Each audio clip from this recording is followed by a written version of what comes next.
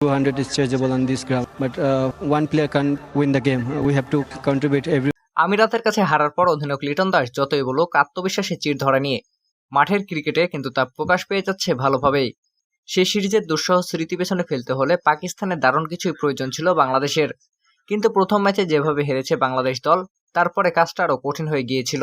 লিটনের দল সে কঠিনকে ভালোবাসতে পারেনি। স্বাগতিকদের 201 রানের জবাবে দ্বিতীয় টি-20তে বাংলাদেশ দল অল আউট হয়েছে 144 রানে। 57 রানে হেরে এক ম্যাচ আগেই সিরিজ খুইয়ে বসেছে দলটা।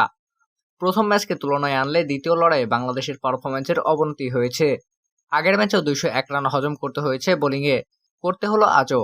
তবে আজ একটা উইকেট কম দখলে নিতে পারল দলটা। আগের ম্যাচে 164 রান তোলা বাংলাদেশ আজ অল আউট হয়েছে 144 রানেই। বাংলাদেশের বোলিং ছিল আজ অনেকটাই নিষ্পৃহ। হাসান মাহমুদ ও তানজিদ হাসান সাকিব দুজনেই 2টি করে উইকেট নেন। তবে 4 ওভারে 50 রান দিয়ে একমাত্র উইকেট পাওয়া রিশাদ বোলিংয়ে ছিলেন সবচেয়ে ব্যয়বহুল।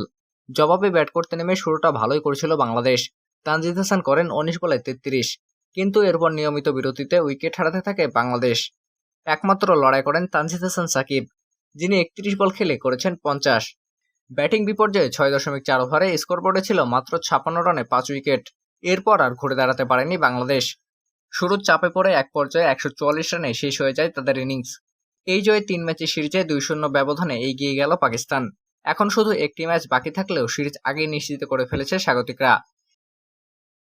বাংলা নিউজ লাইভ, রিফাত সরকার।